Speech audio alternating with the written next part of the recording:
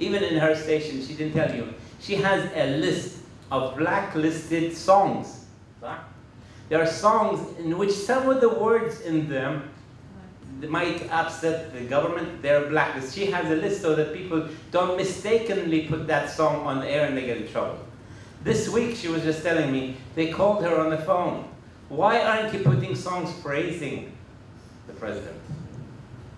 Not only are they denying you putting songs you want, but they're also trying to pressure you to put songs that they want. So, increase more and more. New songs are being created, but they cannot put them on the station. Now, I don't just blame the governments. I also blame the development agencies. Every time I see people from the World Bank or the IMF or UNDP, I scream at them. I said, in a country like Egypt with 84 million people, not one single community radio. You don't give them money and you don't condition the money on setting up a regulatory board that allows for community radio. When they ask them, the Egyptian government said, oh, we have local stations. But these are local state-run radio stations. They speak praise of Hosni Mubarak. There is no opportunities for free community media. Thank God for the revolution. Thank God for the change in changing the dictators. But as you have seen, changing the dictators is easier than changing the media regulations. It is. Look at Tunisia, the first revolution, and they're still waiting for the prime minister to sign. They had elections. How can you have free and fair elections if you don't have pluralistic media? Pluralistic media means you have media for the Amaziris, you have media for the people who don't have opportunities to be in the capital.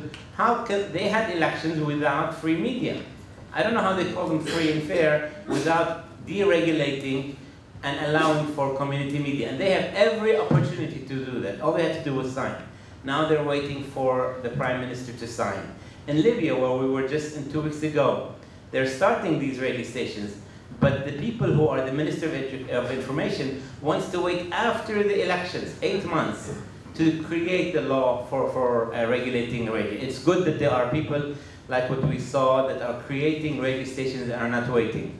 This is what we need, and I think this is where you in Europe have a challenge. And that's my challenge to you and Amar, CMFE, and all of these, is that you have to start finding partners. We took a delegation of 12 Arab and international NGOs to Libya. And we're trying to create a process in which we work together. We don't think that anybody should tell the people what they should do.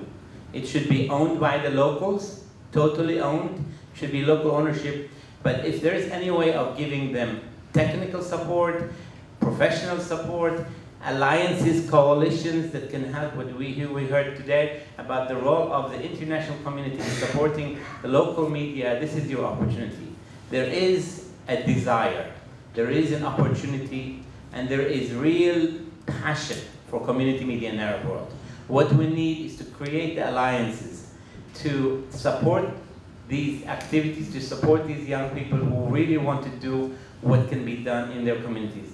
We're going to do internet radio, satellite radio, FM radio, Facebook radio, any kind of media that we are going to be able to do, we're going to do. And I think this is where that type of alliances, twinnings, has to be done. Choose a country, choose a group, choose a radio station, and say, I want Italy to twin with Egypt. I want Belgium to twin with Syria. Build alliances from today. And when Syrian regime falls, you'll be the first to be twinning with these people. This is a great opportunity. I really thank you, Stephen, and the organizers for giving us this chance to speak, and hopefully in discussions we could talk some more.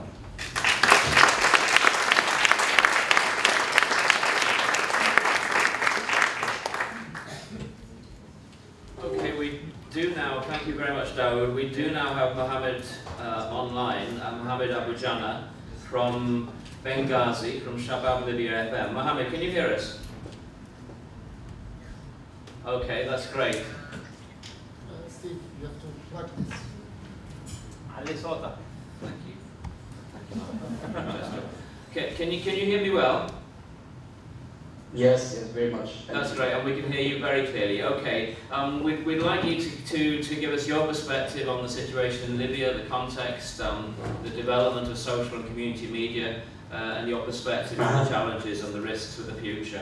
We're very short of time, but so if you can try to keep things to about 7 or 8 minutes, okay? And then we'll ask you to stay online afterwards. Okay, go ahead. Okay, so everybody can hear me now. Yes. Yes. Just tell me when I should go on, okay? Go on. We will do. Go ahead. Yeah. Okay. So I'd like to welcome everybody and thank you very much for this opportunity. My name is Mohammed Abu Janah. I'm from Libya. I am the co-founder and CEO of Shabab Libya FM. This was the first civil society radio station that started in Benghazi back in April. The Libyan revolution, which everybody knows by now because it has a lot of impact on the region. The Libyans started this revolution, or we started this revolution because we need more freedom, we need more civil society rights, which we don't have for the last 40 years.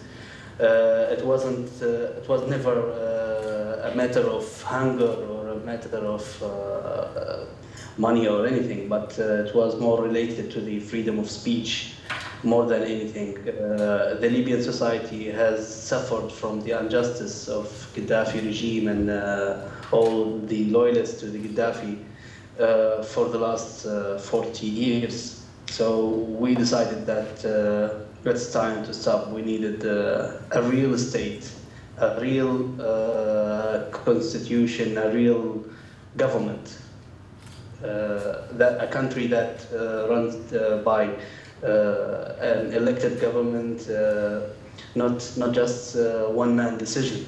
So the revolution has started on the 17th of February. It has been called out for through Facebook and Twitter, but mainly it was through Facebook. It has been arranged by several young guys who couldn't reveal themselves back at that time. But when the February revolution started, they came out in public.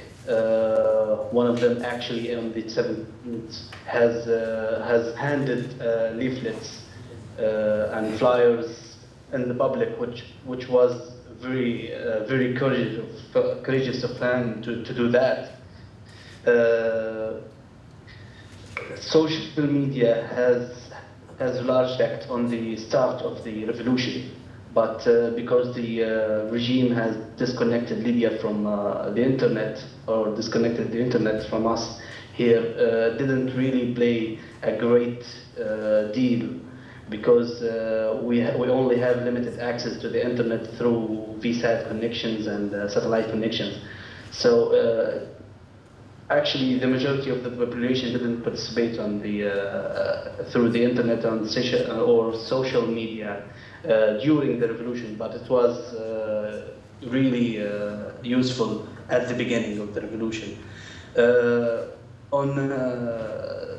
During the revolution, there was Mohammed Nabous, who has been shot on the 19th of March when the Gaddafi attacked Benghazi.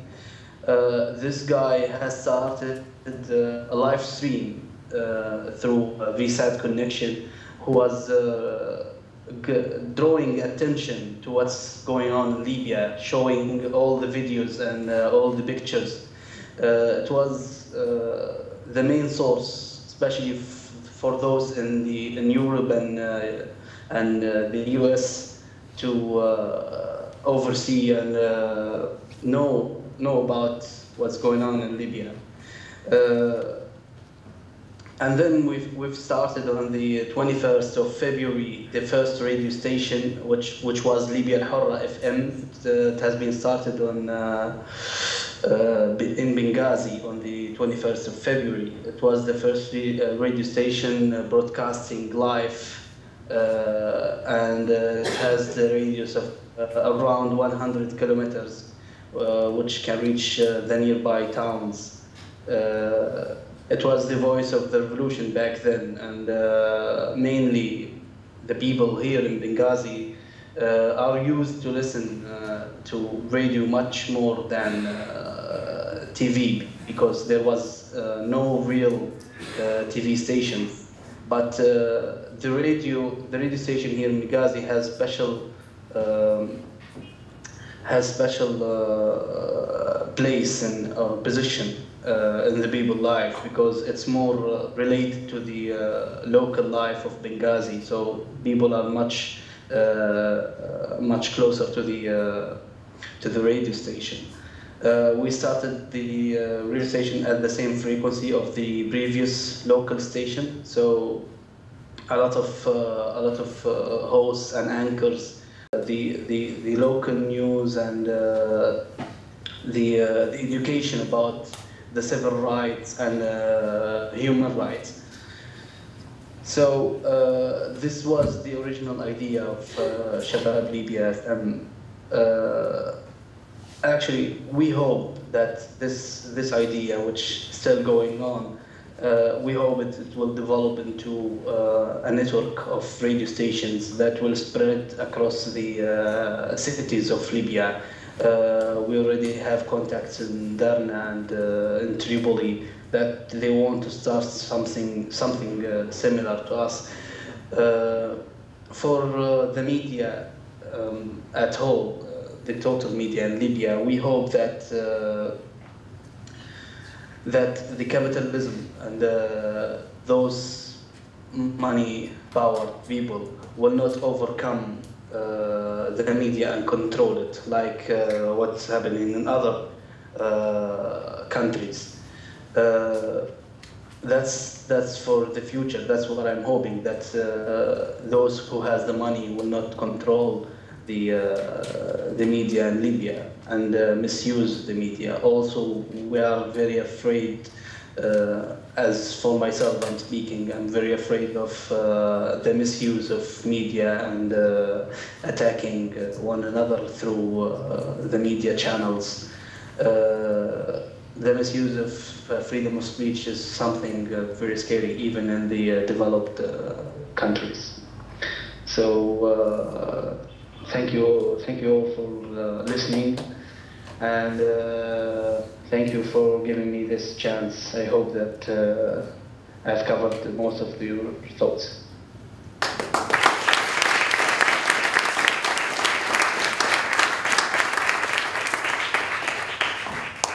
Thank you very much, Mohammed. We really appreciate you being able to join us, at least by this mode. Thanks. It's a shame you weren't able to be with us physically, but we understand there are problems and difficulties getting visas and so on. Yeah. Thank you very much. Do stay on the line if you can. We're going to be moving very shortly to questions. This session is going to carry on a little bit over, so I think we're going to run until about 7:30.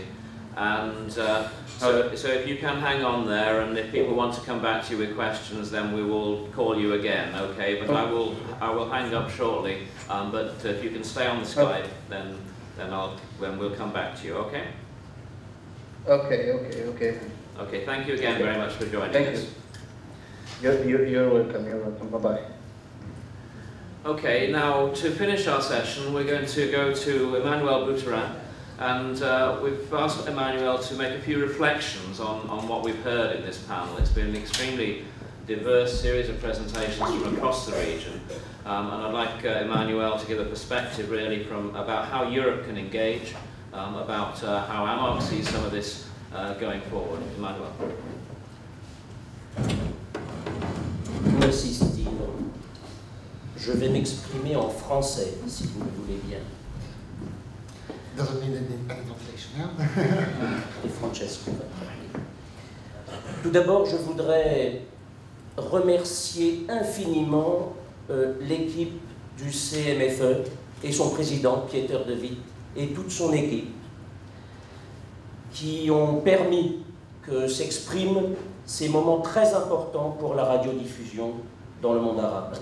So first of all, Emmanuel would like to thank Peter David and all the staff of the Community Media Forum for giving us the possibility to discuss this very important moment for the broadcasting in the Arab world.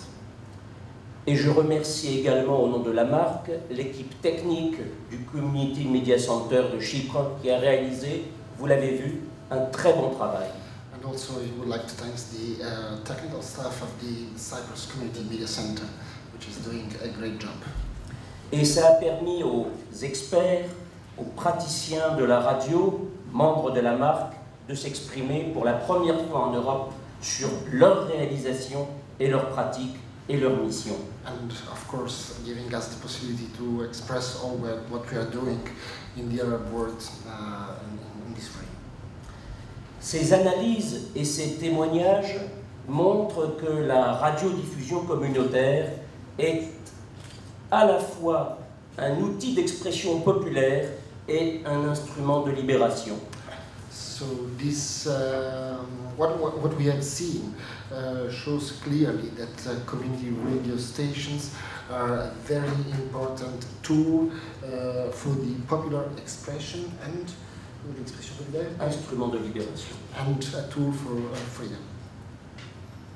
Et je ferai une mise en perspective historique avant de faire une petite préconisation de la marque. And so before continuing, we would like to have a kind of historical background in terms of what we are doing. La radiodiffusion dans les pays arabes a une très longue histoire. The radio broadcasting in the Arab countries has a very long history.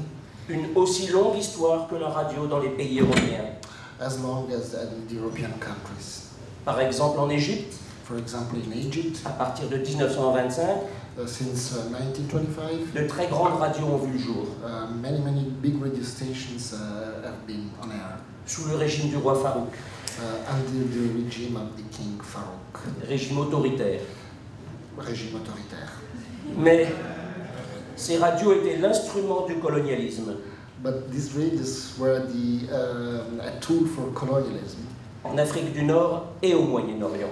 Especially in North Africa and Middle East. Et puis ensuite, la radiodiffusion est devenue un instrument de libération. And on a second stage, on a second phase, the radio became a tool for liberation. Par exemple, à partir de la nationalisation des radios en Égypte en 1949. For instance, the nationalization of radios in Egypt in 1949. D'ailleurs, dans les années 50 et les années 60, la diva Kalsoum pouvait s'exprimer et dire sur la radio La Voix des Arabes, le peuple est un volcan qui gronde. It's not easy to translate this French style. So, and the diva Kalsoum, of course, in the 50s and 60s, qu'est-ce qu'elle a fait? Pouvait s'exprimer et dire à la radio sur tout le monde arabe et dire le peuple est un volcan qui gronde. The population is a volcan who gronde, really don't know English. En colère. Angry volcan. An angry. Yeah. Et puis la radiodiffusion est devenue un instrument progressivement de la corruption et des régimes autoritaires. And slowly the radio broadcasting became an instrument of corruption and for authoritarian regimes. Aujourd'hui, nous sommes à un tournant dans l'histoire de la radiodiffusion dans le monde arabe. Today we are in a big change in the Arab world, for radio in the Arab world. Et il est important que cet instrument de libération ne retombe pas dans un régime de corruption ou de confiscation de la liberté d'expression. Ou de confiscation de la liberté d'expression.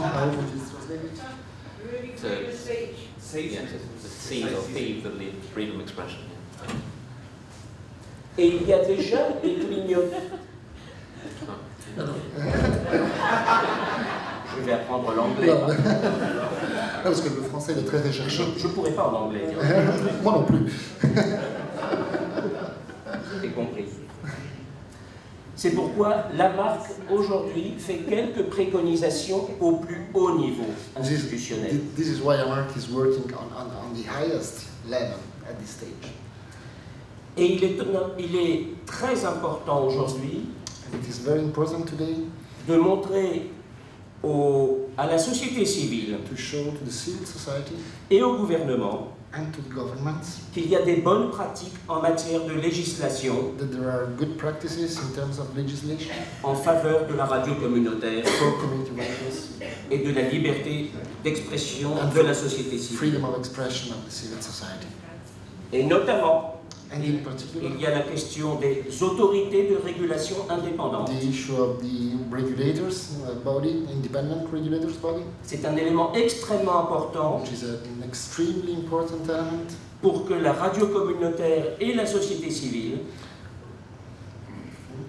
puissent avoir des fréquences gratuites in order to have frequencies for civil society organizations, free frequencies, et la sécurité d'une place importante sur la bande FM, par exemple. and the security to be on air on the FM band. Et c'est le travail de la marque à partir de maintenant. And it is the work that AMARC is undertaking. J'en ai terminé, je vous remercie de telle façon à donner la parole à la salle. Dans le staff de tous les radios communautaires. And the same scheme is present in all community radios. C'est vrai qu'on est avec la descente du mouvement islamiste en Tunisie et ailleurs, on a peur vraiment de la place de la femme dans la société arabo-musulmane. And of course, even in Tunisia, there is a kind of fear about the role of the women in the Muslim society. Mais vraiment les peuples qui ont brisé la dictature But the population who broke the dictatorship peuvent briser autre régime dictatorial, soit religieuse ou idéologique. will also break down all the other regimes in terms of ideological or religious aspects. Et l'un des grands vraiment rôles des radios communautaires, aux médias communautaires, c'est défendre en premier lieu l'égalité entre les deux sexes. And of course, one of the main roles of community radio stations or community media is to break down the difference between the two genders. Steve? Okay? Yeah, go ahead. There's a Do few you want me to questions. translate in French? No, I'm fine. I think there was a few questions that were remarked, but I want to start with the question in the very end from England, from the are we talking about community radio? Are we talking about alternative media? Are we talking about public media? It's a good question, and it is actually a mix. I think we are in the midst of trying to discover the best way forward for a pluralistic media in our region. If you talk to people who run public media in many countries, they say we're public service broadcasting like the BBC. It's not true. So they have a warped idea of what public service broadcasting is. You talk to some people, they say we have private media. It's private, but it's very much, as I said, in bed with government. So we believe that independent, civil, even in civil society, we have something called GUNGOs, government-owned non-government organizations. We have royal NGOs, kings and princes owned and controlled NGOs. So government, sub-government, many governments are trying to control. If you say NGO, they'll say, we'll create you an NGO. Come and give us money. So they're finding ways. So it's a big fight. You can say whatever you want, and I don't think that the lines have to be very clear, but the one line that is very clear is we're all looking for independent, truly independent media that reflects the voice of the people.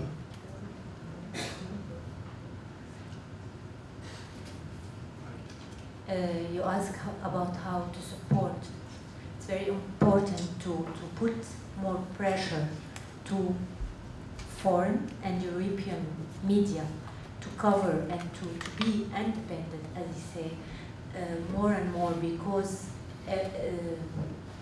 there is always, we have as East world, we have a very wrong opinion about the West, and the West too, they have a very wrong opinion about us. We need to get more connection between us. And media is very important things, you know. So I think there is a Jazeera International in English and Al Arabiya in English, but I think when you show in the local media, it's more better. No, there is no European person who will turn on the Al Jazeera International. I know. They need to listen to their local media. So supporting, I think it's very important to be with the media. The media is very important. With the local media, with the tongue language of each country, it's very important. I'm going to answer most of the questions. So for the first and the second questions, it's alternative media but serving the society. Forget about the medium, forget about the tool. Is it Facebook or Twitter, or is it internet radio, or it's FM or AM or TV signals? It's coming from the society toward the society. There is no political or financial agenda there.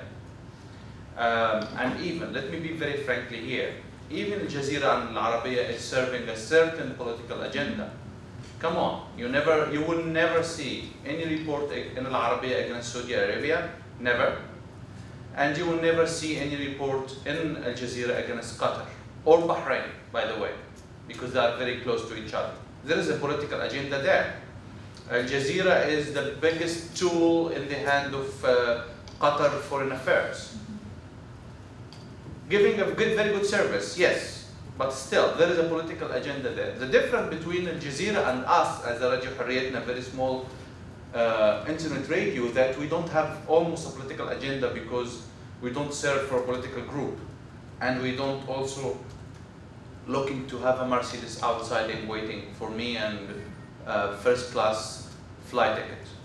We basically launched and started and working from the mandate that we wanted to give as much real picture as we can to the other real people, to the people who go to the streets, to the people who's really wanted to see the change. This is the main motivation. And about Ahram, it's a minister. It's maybe this is the only newspaper organization in the world have 14,000 journalists in the same building. This is against the science of management.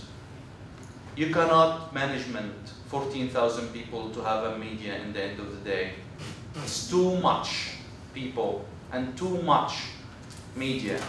And now they are exactly doing the same thing. They are not talking about Mubarak and his family and the great things you've been doing every day in the morning, like President Mubarak woke up at 9 a.m., he went to the bathroom and stuff like this. They don't do the same thing. They're exactly doing the same techniques to worship the military leaders. The generals being great, the generals is, the military is donating 2 billion Egyptian pounds to build sheep houses to young Egyptians. And this is give you the impression that they're paying from their own personal pockets, not from our income as taxpayers. So it's still there, but by it's losing money by management and calculation and transparency. They're losing a lot of money every year. They have a lot of debt to the government.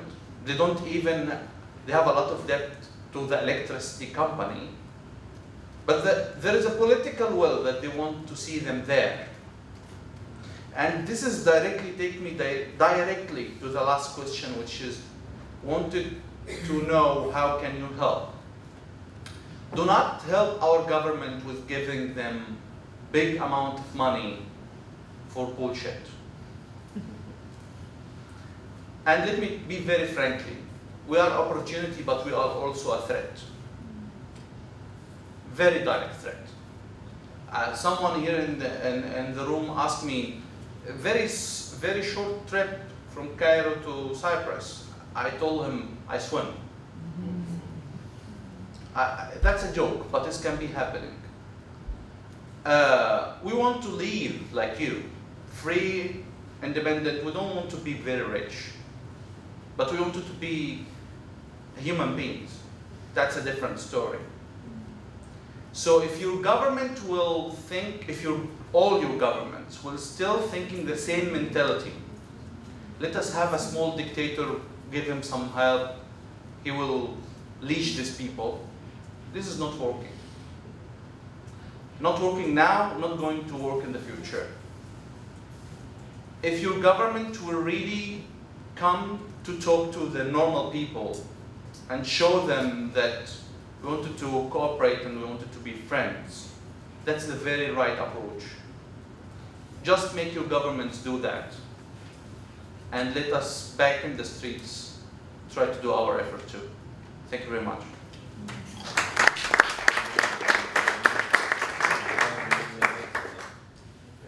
Thanks for that. Now I'm going to try to bring Sausan in here. I've got her online. She's been following this on the live stream. So Sausan, hi, are you with us?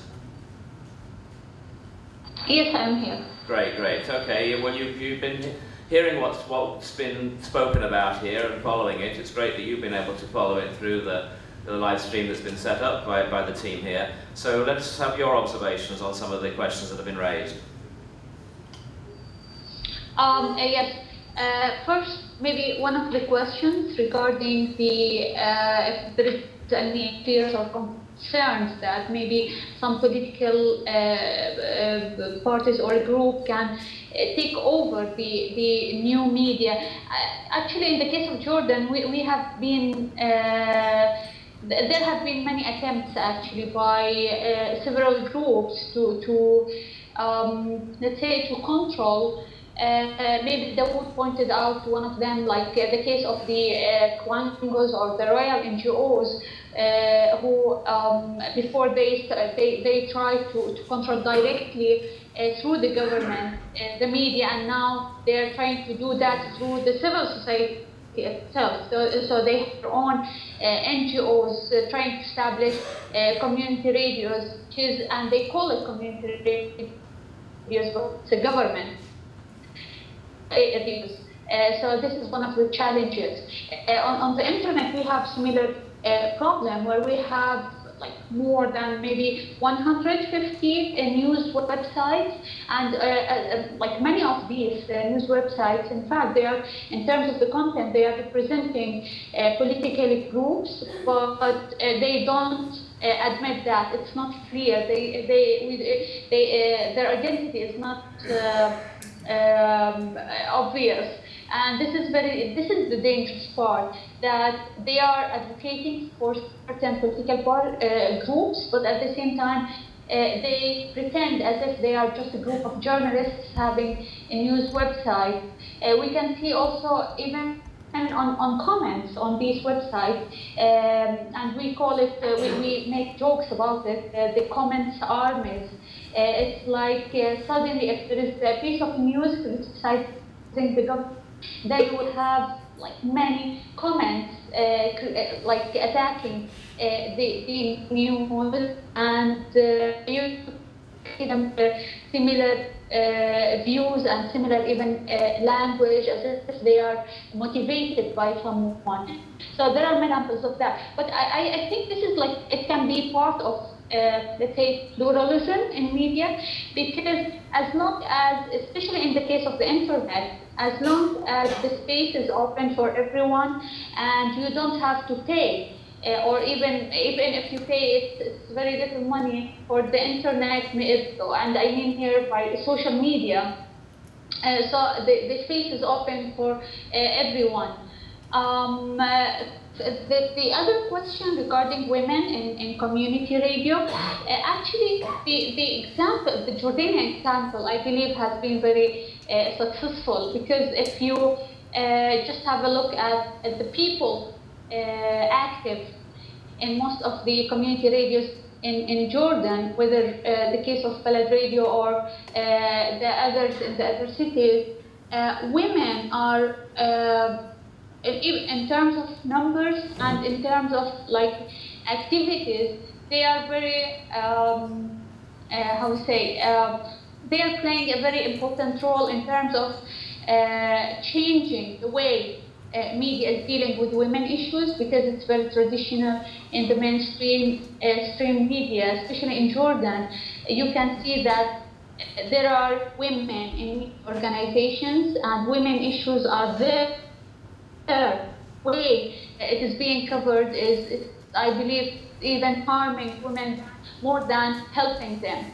So the situation in these community media or even like new media, alternative media is much better. Women themselves are presenting themselves and in completely different conditions. They are expressing the real issues of men.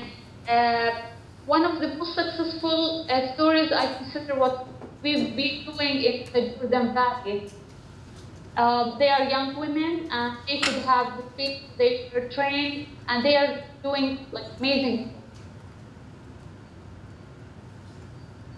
Great. I think we may have just lost the connection there. But Sasan, if you can hear me, if you can hear us on the live stream, then thanks very much for your contribution again. And we might just bring you back before the end, but I think we're going to be finishing this session very shortly. So that's been great to have your observations. I'm going to pass on now to Francesco. Well, just a couple of observations. The first one was in regards of technology. I don't think it was just a technological aspect. While, for example, in our Western countries, we just, we say we like and don't like on Facebook, something like that. I mean, this aspect became a truly presence on the streets. So a click on Facebook became a presence in the streets, a presence in the roads, which is something slightly different from the Western European approach that we have. So it was, yes, technological tool, but also a very, very important political and social tool, I think. One thing, I totally agree with Ahmed when we talk about Al Jazeera, and I can give you the Tunisian example, because before the elections, a lot of people were feeling the interferences of Al Jazeera, considered in Tunisia as a channel supporting the Islamist party. So, I mean, what we consider to be the main independent channel, it's not the same perception that they have on the ground in Tunisia, probably in Egypt as well. And just a last observation about community media and alternative mainstream media, because, well, first of all, let's recognize and acknowledge the big diversity in the community media sector. So what we perceive, what our perception of community media in Europe or in the UK is completely different of the perception of the Italian community media, of the Egyptian community media, and so I would rather prefer to talk about independent channels with a very strong linkage with the communities, non-profit channels, so with the same system of values that our community media has. So it's not, just a question of being alternative, mainstream, or community. I think that we have to refer to a system of values. And this system of values is exactly the same in Egypt, in Tunisia, and either in UK and elsewhere. Of course, there is a diversity, but we have to acknowledge the diversity of our sector all over the world. Yeah, go ahead. A very quick note about Al Jazeera and supporting the Islamists. It's the main organization, media organization for the Islamists in Egypt. And not only Al Jazeera, I mean the media support. The SCAF, the Military Council in Egypt, started an investigation they meant organizations like us who's having a direct contact with the international community, receiving funding from Europe or United States. They started an investigation about how much money we've been receiving, and this investigation went to all kind of NGOs.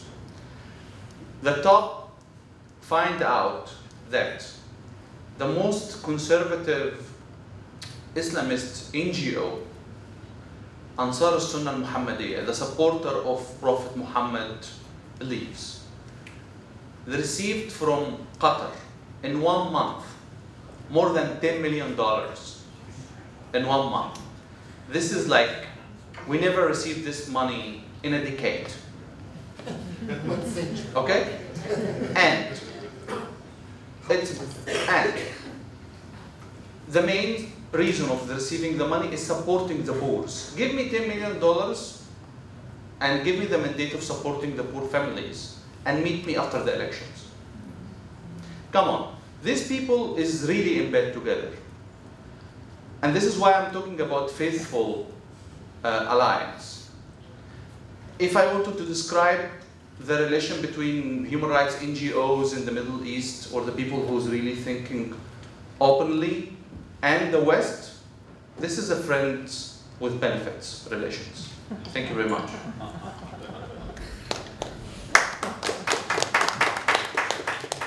Okay, thank you for that, Ahmed. I'm just going to go back very briefly to Mohammed Abu Janah in Benghazi. He's going to make a few remarks, and I think we'll... Yes, hi. Hi, Mohammed. Yeah, go ahead. What are your observations? Yes, regarding the question about the danger of the political groups on the media, I think the problem is that the Libyans are in the concept of free media. You know, it was wholly owned by Gaddafi back in the days, and as a normal population, we are not used for a young guy like to own a radio station or a TV station. So we really don't have the concepts of free media. Comes the third question about what the European activists can do for us. More training about the ethics of the free media, and more also about training about the freedom of speech at whole. You know, that's regarding the activists. They can do more training. It's only. As for myself, I see that training is the most valuable thing that we need right now. I think from my experience of visiting several of these countries, there are clearly many opportunities, but also a great deal of capacity that needs to be built. People needing training, people needing equipment, looking for technical support and so on, as well as expertise in how to set up new legal and regulatory systems. I think there are great opportunities and a great experience will be had by community broadcasters in Europe who made links with our friends and colleagues in the Arab world, and I encourage all of you to look at that and to see how you can twin and link up with some of the new stations emerging in Tunisia, in Egypt, in Libya, and I'm sure in other countries to come.